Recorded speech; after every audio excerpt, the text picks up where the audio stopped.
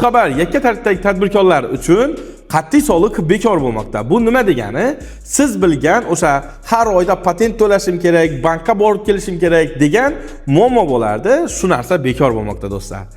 Endi patent to'lamaysiz. Uning o'rniga 1 milliard so'mgacha 1% soliq chiqadi, aylanmadan olingan soliq.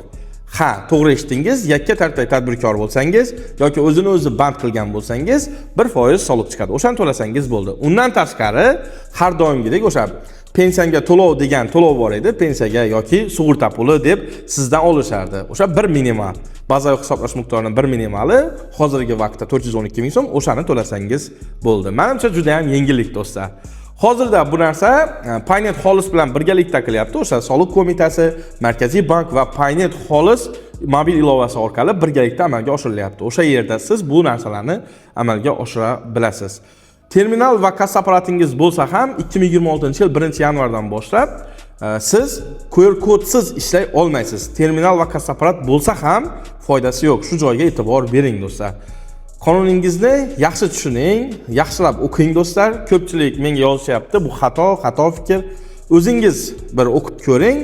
Menimcha shunday. Meni o'zimning shaxsiy fikrim bu. Ijtimoiy tarmoqlarda bu narsani o'zimning shaxsiy fikrimni sizlarga ilinayapman. Xudo xolasa menimcha shu to'g'ri bo'ladi. Keyingi videolarimda men yana bu haqida hali sizlarga aloqaga chiqaman. Xudo xolasa meni qo'llab-quvvatlashda davom eting. Savollaringiz bo'lsa izohlarda qoldiring. Yana tayyorman sizlarga. Asoslar bo'lsa, asoslarni ham beraman sizga. Bemalol yozsangiz bo'ladi. Rahmat.